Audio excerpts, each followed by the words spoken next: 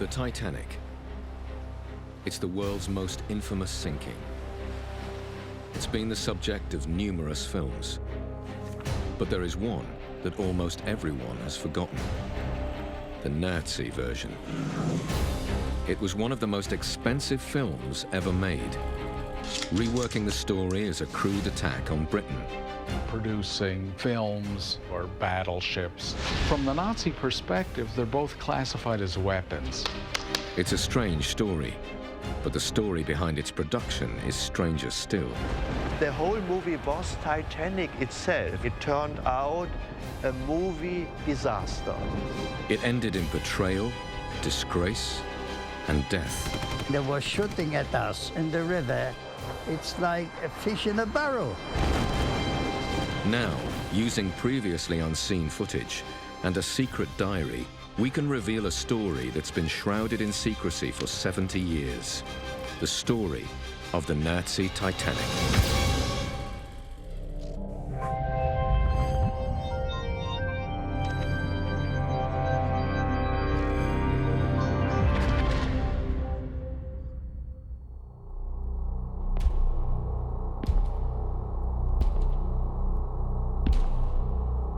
Berlin, August 1942. In police headquarters, a prisoner was found hanged in his cell. Most of the people incarcerated here were opponents of Hitler. But this man was a movie director of the Nazi regime, Herbert Selpin. Behind the name lies an extraordinary story, set during the height of the Second World War. 2 years earlier, in 1940, Europe was in flames. Countries had fallen like dominoes before the formidable Nazi military machine. 3 million soldiers, 2,500 tanks, and 3,000 warplanes. But Hitler's rise to power had been aided by another equally potent weapon: propaganda.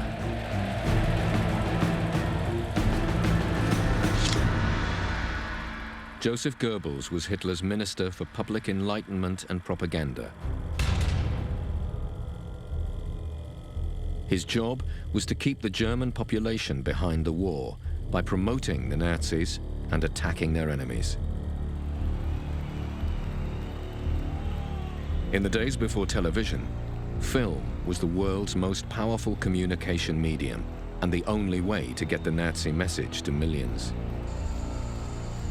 Goebbels controlled every film made in Nazi Europe, and he also commissioned hundreds of propaganda movies for the Third Reich.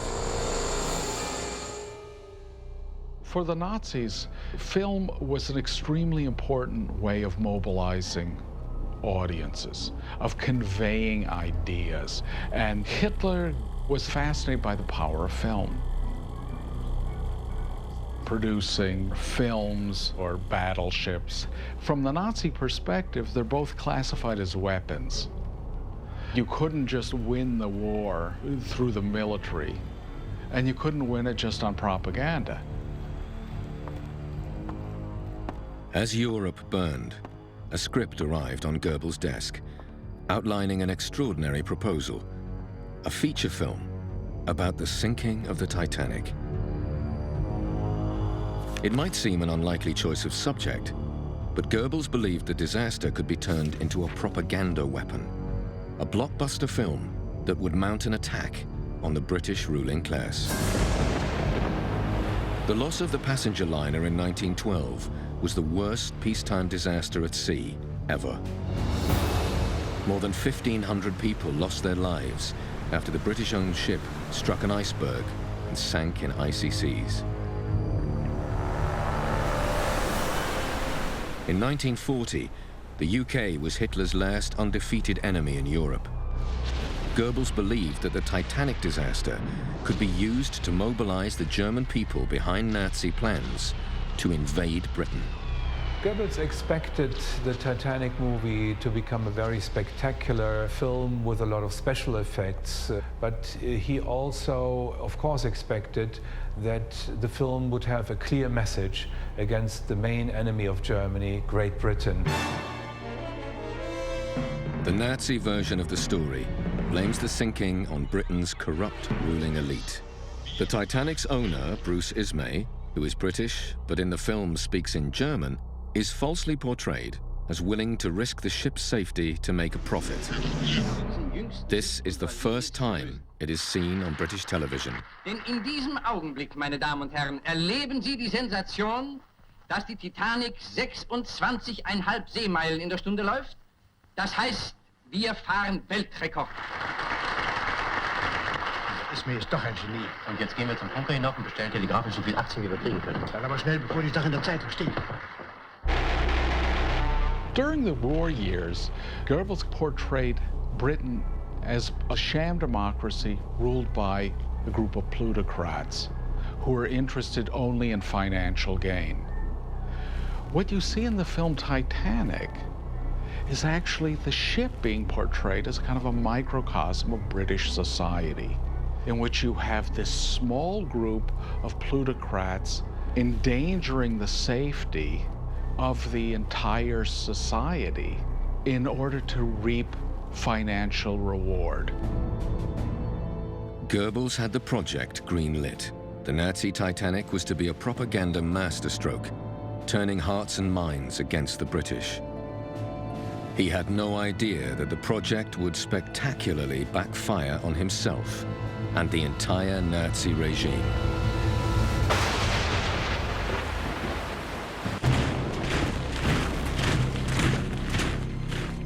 August 1940. With most of Europe under his control, Hitler set his sights on his next target, Britain. He launched wave after wave of bombers across the English Channel, the aim to annihilate British air defenses before launching an all-out invasion and occupation. Meanwhile, in Berlin, Nazi propaganda chief Joseph Goebbels was busy stoking up anti-British feeling. His blockbuster film on the Titanic would blame the disaster on Britain's selfish ruling class.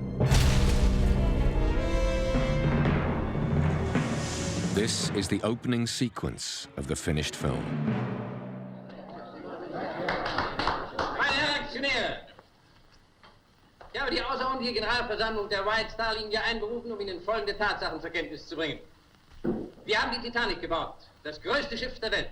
It shows the ship's English owner, Bruce Ismay, chairing a shareholder meeting of the White Star Line, which owns the Titanic.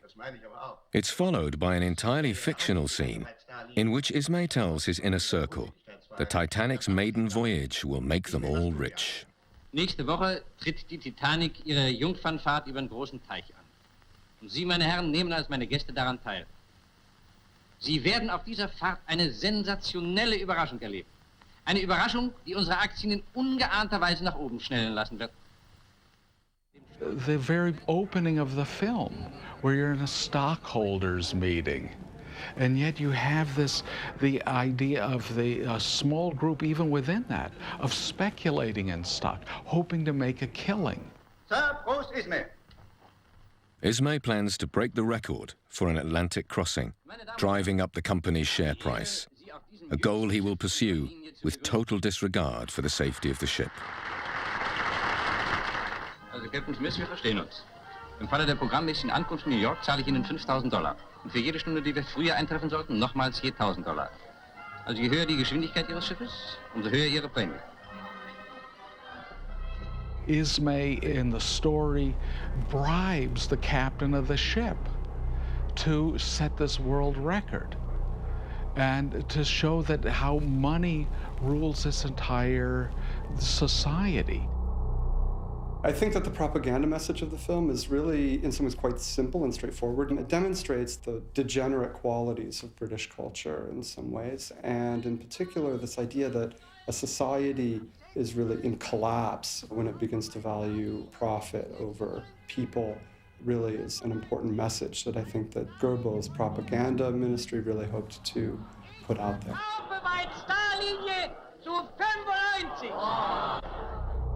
The script twists the facts to push the Nazis' message. The message it conveys, that Britain would be better ruled by the morally upright Nazi Party. In 1940, the Nazi Titanic was still at the planning stage. Goebbels approved a record budget of 4 million Reichmarks. That's over £100 million in real terms. He was a big fan of American movies and determined to prove that German film could outshine Hollywood. It's a big movie. It's like a Hollywood movie, and I think this was the basic idea. We will produce our own Hollywood movies. To direct the Nazi Titanic, Goebbels chose Herbert Zelpine. At the time, Zelpine was only 38, but he was an A-list director who had already made 2 propaganda films for Goebbels. Zelpine was a young, dynamic director, very skillful, and he was specialized, one can say, upon movies with an action content. Goebbels liked his works, he liked his films. He displayed a very physical kind of cinema, extremely commercially successful movies. Zelpine had an extraordinary collection of home movies, shown here for the first time. Here he is on location on the film Karl Peters that attacked British policy in Africa. Like all big Nazi films, the army were on hand to help out. With Zelpine at the helm and a record-breaking budget, the Nazi Titanic looked set for success. To Zelpine, it was the chance to create a masterpiece and win critical acclaim. To Goebbels, it was a dagger aimed at the heart of Britain. A remarkable document, which lay hidden in a German state archive since the war, reveals the extraordinary behind-the-scenes story for the very first time. This is the original production diary of the Nazi Titanic, kept by art director Fritz Maurischat. The diary reveals the scale of Zelpine's ambitions for the film. He asked for 87 shooting days, a lot even by today's action movie standards. He wanted 9 huge sets of the ship's interiors built in Berlin. He commissioned an unusually large 20-foot replica of the Titanic for a model shoot of the sinking. And for the exterior shoot, insisted on a full-sized ship. Since the Titanic was considered as being an important war movie, Zelpine was able to succeed in fulfilling all his demands. It showed the importance that the Nazis placed on propaganda, that they saw propaganda as such an important political and military weapon that they were willing to devote those kind of resources to it. Nazi Titanic was to be Goebbels' biggest film yet, but he had been developing his strategy for some time, and his first target hadn't been the British. It had been the Jews. In April 1933, Goebbels launched a nationwide action to cleanse the German spirit, claiming the country's culture had become corrupt and decadent.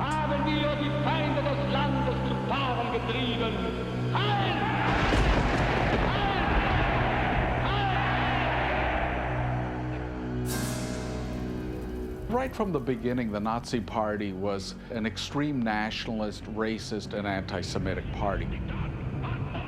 Once they came into power, the Nazis immediately began implementing anti-Jewish legislation to segregate the Jewish population. And eventually, propaganda was served to justify their deportation and elimination. Through spreading his message of hatred against the Jews, Goebbels had directly witnessed the power of propaganda. In 1940, he released 2 anti-Semitic films to prepare the German public for the eradication of the Jews. The first, Der ewige Jude, The Eternal Jew, is a documentary that portrayed Jews as parasites on German society. Wir erkennen, dass hier ein Pestherd liegt, der die Gesundheit der arischen Völker bedroht. The metaphor of rats was used directly to provide justification for the final solution. Jews are represented as a destructive group that needed to be eliminated and eradicated in the interest of survival. 2 months earlier, Goebbels tried a different tact, using actors in a drama. Jude Süß tells the story of a German village girl who is raped by an evil Jewish man. The film culminates with the villagers rising up to wreak vengeance on the man and expel all Jews.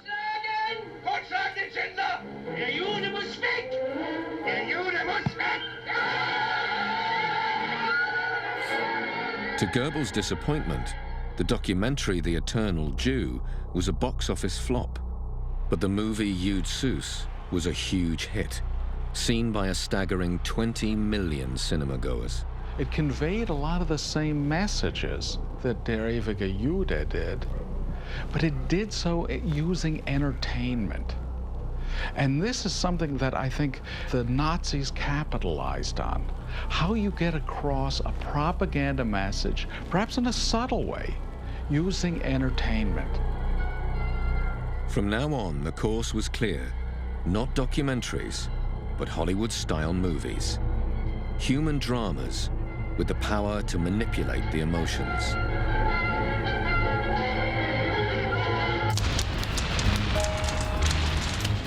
To turn a Titanic story into a powerful drama, Selpin demanded and got his favorite screenwriter for the project, Walter Zerlett Olfenius.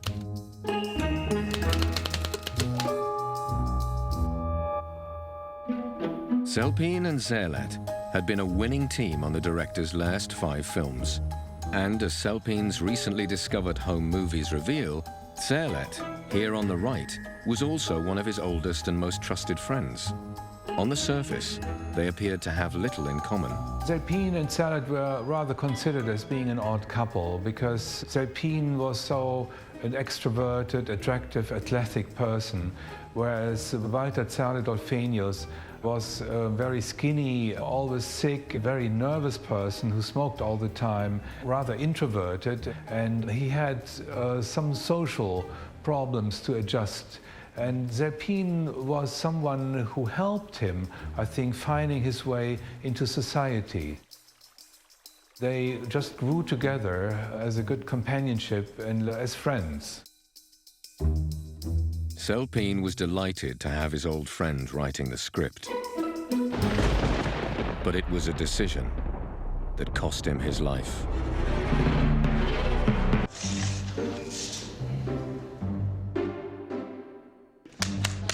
(1941), and Zerlett's script of the Nazi propaganda film Titanic got its approval from the Ministry of Propaganda. Selpin hired matinee idol Hans Nielsen, a star of the German silver screen, to play his leading man. There were, of course, no German officers on board the Titanic, so the Nazis simply invented one. Nielsen was to play First Officer Peterson, a man with an uncanny ability to see the future and a remarkably in-depth knowledge of icebergs. Es gibt Eisberge, die einen Umfang von mehreren Kilometern haben und 7/8 eines solchen Berges liegen immer unter Wasser. Es besteht also die Gefahr, auf Unterwassereis aufzulaufen. Gefahr für die Titanic? Ist ja lächerlich. Die Titanic ist unsinkbar. Der Beweis ist noch nicht erbracht, Herr Präsident. The end of the film leaves the viewer with no doubt that the German first officer is the hero. Na, du hast mal keine Angst, meine Kleine, komm. Ich bring dich schon zu deiner Mutter.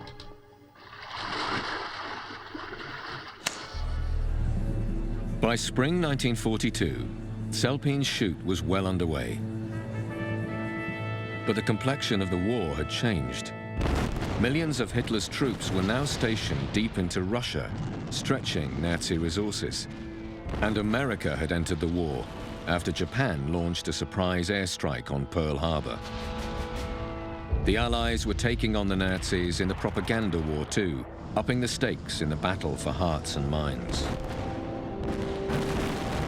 In 1942, they produced Casablanca, starring Humphrey Bogart and Ingrid Bergman as two lovers caught up in the Nazi occupation of North Africa.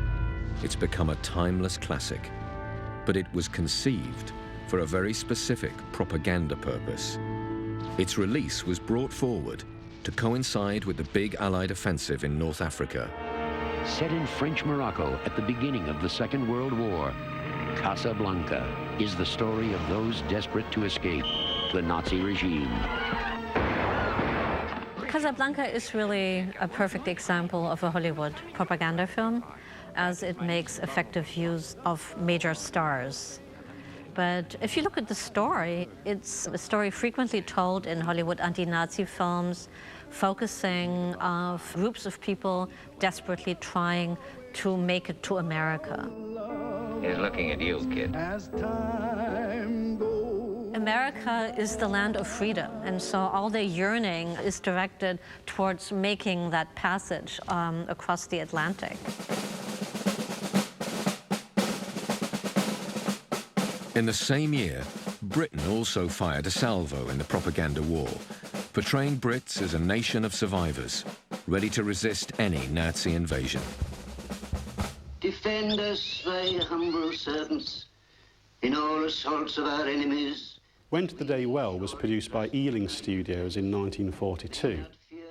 It arose from a need to remind the British people that the danger of invasion had not passed.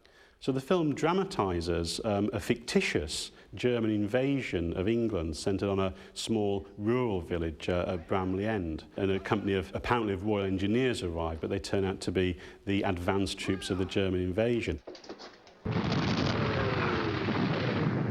They're eventually defeated when the villagers come together. People from all backgrounds retaliate and fight back, really quite brutally, against the German invaders. Ever fired a rifle either of you? Only a shotgun. This was the battle the Nazi Titanic had to enter and win. The pressure on Selpine was mounting.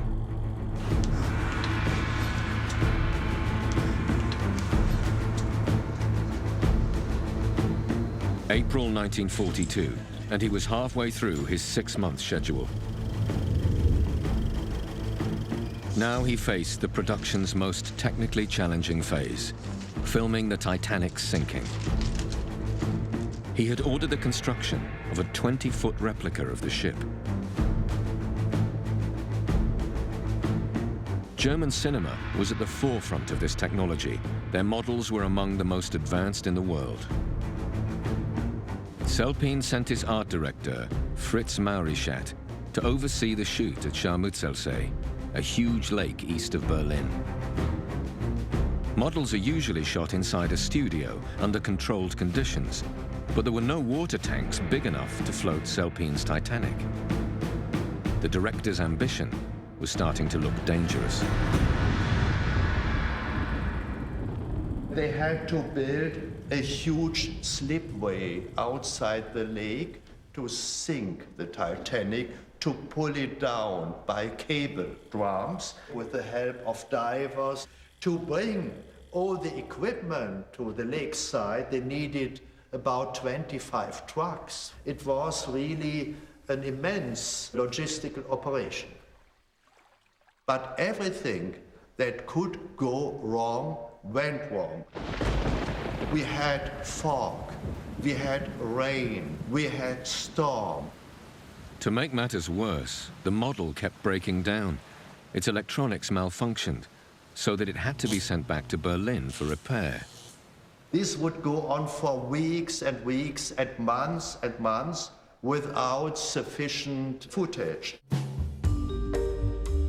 Frustrated by the slow progress of the model shoot, Selpine began to set up shooting of the Titanic exteriors. He wanted it to be as authentic as possible. Of course, they could have done the whole Titanic film inside the studio. But movie people, they always say, oh, we like to be authentic. It should be a realistic view, so we need a real ship. Selpin demanded a ship big enough to double as the RMS Titanic. The Navy was engaged in war on several fronts, but still Goebbels forced them to provide one. The luxury liner Cap Arcona was serving as a floating barracks for the German Navy. Docked in the naval port of Gottenhafen, it was placed at Selpin's disposal.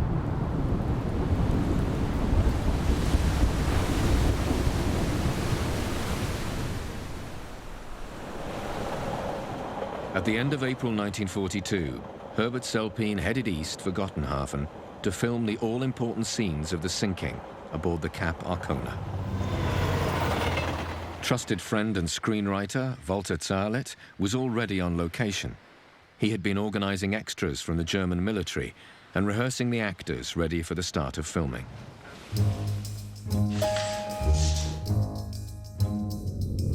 The cameras were barely rolling when the problems resumed. Some of the officers playing the Titanic's crew were constantly drunk and kept disrupting filming.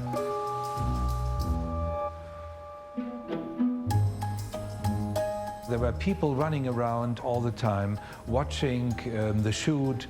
There were noises from the harbor, like big ships, warships coming and going. So there was a constant scene of noise and interferences that made this shoot impossible. And the actors kept forgetting their lines. So he was fed up with it all in a way. And this emotion brought him to fall.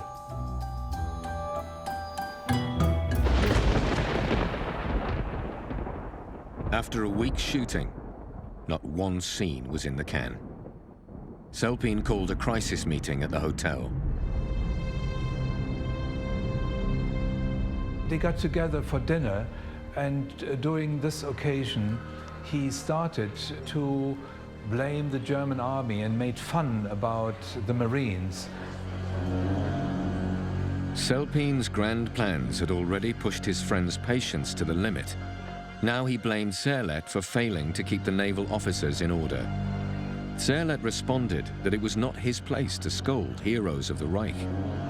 Selpin's frustrations with the shoot boiled over. He shouted at Zerlett and loudly cursed the Navy, the Army, and even the Nazi war effort.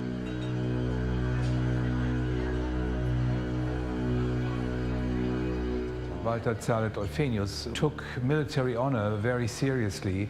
He felt extremely offended. Selpin's outburst would have been seen as high treason. Loose talk was dangerous, and the regime had spies everywhere. The whole system was working on denunciation, the whole system in Nazi Germany. There were many people around quite willing to say, oh, this person said this, and that person said that, and that was it. But at that time, you could lose your life.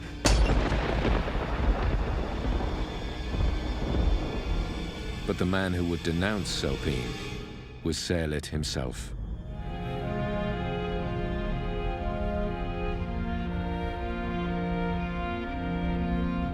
The Titanic's secret production diary reveals that art director Maury Schatt pleaded with Zerlett not to denounce Selpin. But it was no use. Zerlett admitted, "I have become my best friend's gravedigger." Zerlett returned to Berlin and reported Selpin to the ministry. The director received a summons from Goebbels to attend Gestapo headquarters. He was so shocked, and he was deeply afraid that he could lose his job and also lose his life by sentence once he would have been put to trial. Goebbels was furious. Selpin had insulted the Nazi regime, and put a hugely important project in danger.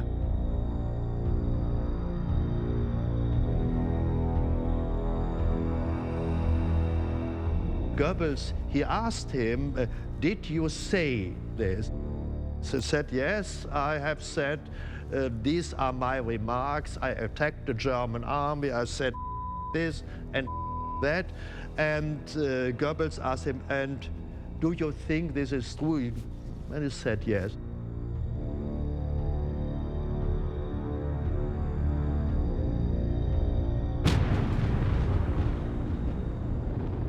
He was fully aware of what he said. He must have been fully aware about denunciation and things like that. So he knew he would face this situation. He was like a kamikaze. That was a kamikaze, and he crashed into his own Titanic.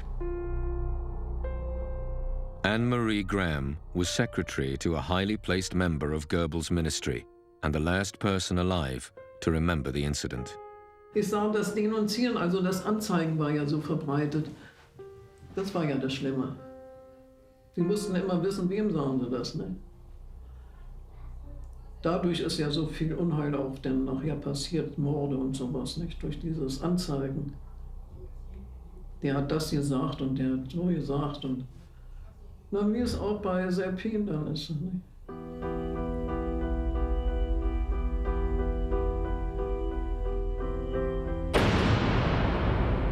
What happened next remains a mystery. When the guards opened Selpin's cell the following day, the director's dead body was found hanging from a water pipe, his braces round his neck. There was some speculation, and for many years it was believed that Selpin was murdered.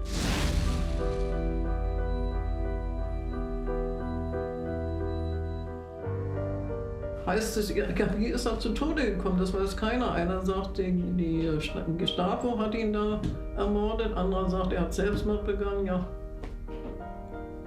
man weiß es nicht.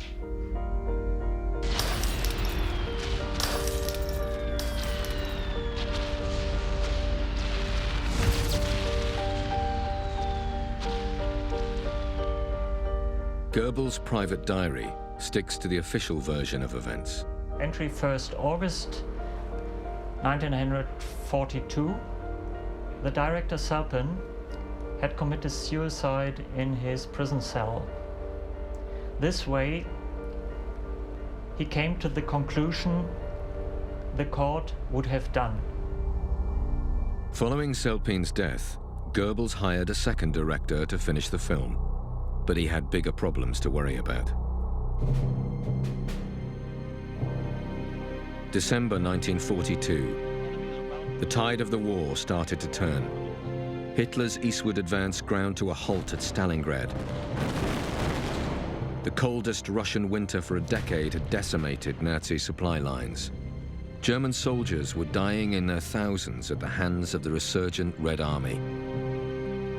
Nightly bombing raids by Allied warplanes were having a devastating impact on German cities. Und in der Zeit musste man sein Handgepäck oder was man da hatte, eben zusammenkramen und schnell in den Keller gehen. Aber viele Keller sind ja auch getroffen worden. Da sind die Bomben seitlich in die Fenster rein. Die gehen ja auch so. Und da sind natürlich auch viel verschüttet hier.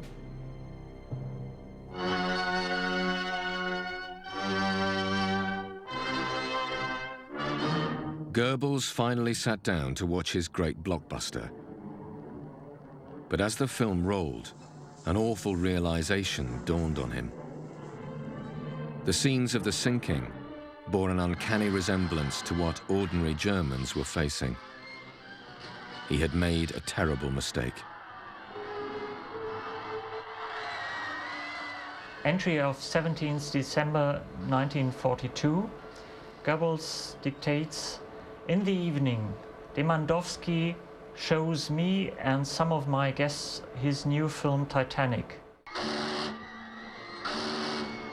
I don't like the end, it needs to be changed completely. Goebbels had produced a film more likely to demoralize than inspire a German audience. When the movie was finished, the political circumstances had changed. Everybody was panicked. The daily air raids against Berlin and other German cities, taking shelter, all this reflected the situation on board of the Titanic. They couldn't use it because it would make people afraid. This is what Goebbels realized and said, we cannot screen this movie in Germany. The progress of the war had changed the meaning of the film.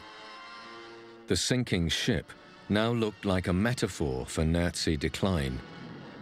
The propaganda minister had little choice. He banned his own film. But the story has a terrible postscript. A tragic event that resulted in the loss of over 10,000 lives.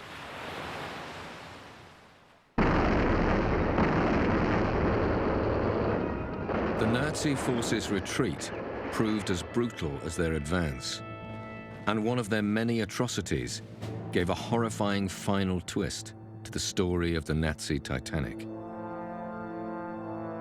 January 1945, the Allies were advancing towards Berlin from the west, the Russians from the east. Head of the Gestapo, Heinrich Himmler, realizing that the war is lost, formed a horrifying plan. To erase the evidence of Nazi war crimes, they would kill all surviving inmates of concentration camps. Himmler gave the order that no concentration camp inmate should be liberated and survive. They ordered death marches going from Neuengamme to Lübeck, going from Lübeck to Neustadt. The SS marched thousands of inmates from camps inside occupied countries to the Baltic port of Neustadt. There they were ferried out to a gleaming passenger liner, the Cap Arcona, the ship that had been used as the Titanic in Selpin's film. One of the camp inmates was Henry Bavnik. I saw this beautiful boat. We thought we were going on a cruise there. In fact, Henry and the other 5,000 survivors had boarded a floating bomb. The SS had removed all the lifeboats, food and drinking water from the ship and had filled the fuel tanks full of gas and topped them with incendiary devices. The Arcona looked like a Nazi troop ship. The plan was to let Allied bombers eliminate these witnesses to Nazi war crimes. It was clear that there would be an attack coming by the Allies. The ship was prepared by the Germans for a very fast sinking by an explosion.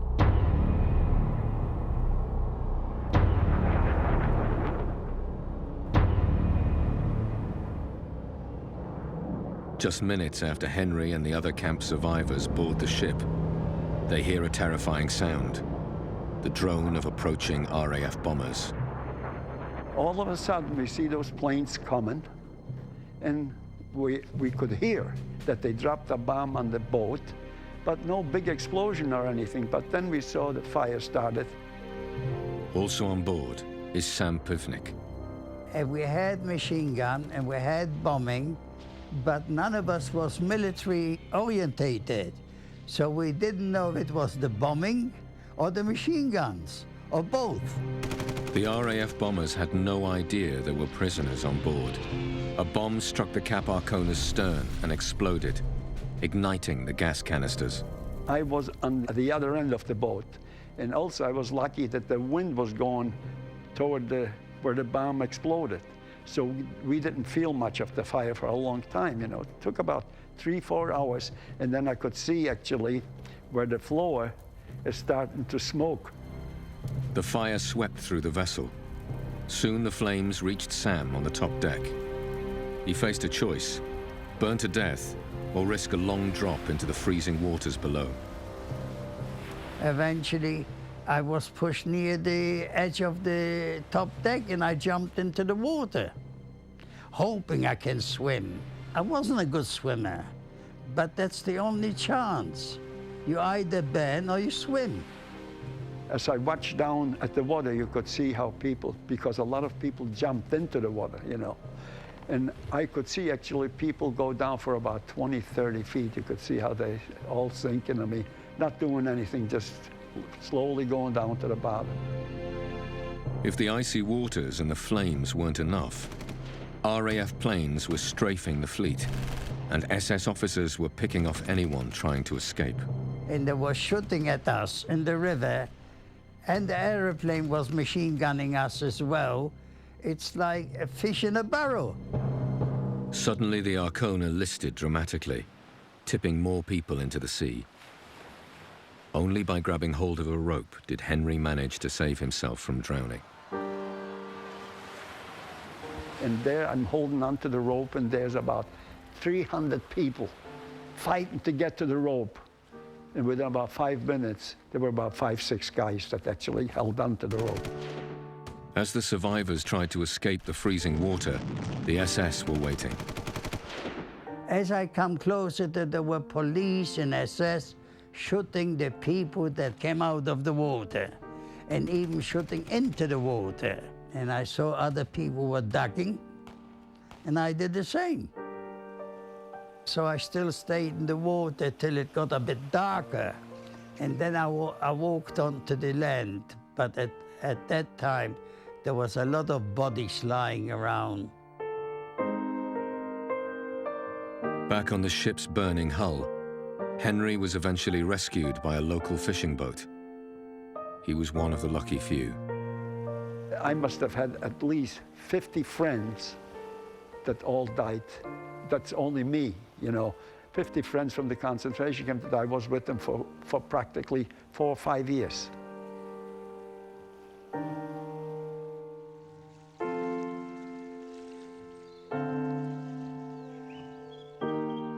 Of the 5,000 who boarded the Cap Arkona, fewer than 350 survived.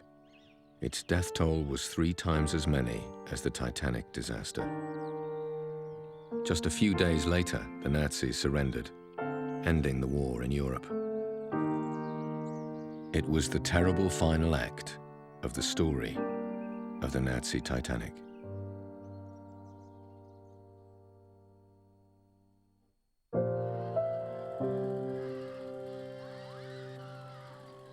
It wasn't until 1950 that the film was shown in Germany, with the propaganda element heavily censored. But it had a surprising afterlife. Some of the scenes shot for Nazi Titanic were recycled in the classic British film A Night to Remember. Salpine and Goebbels remain uncredited.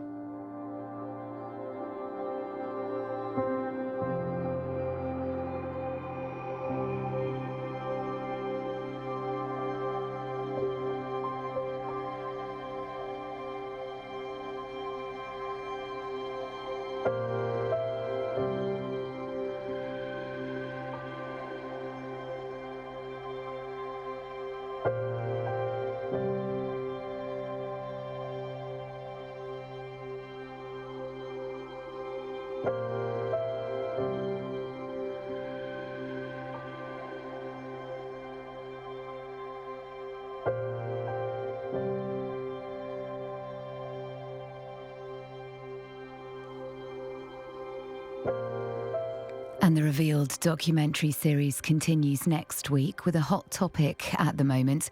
Catch The Great Falklands, that's next Tuesday at 8.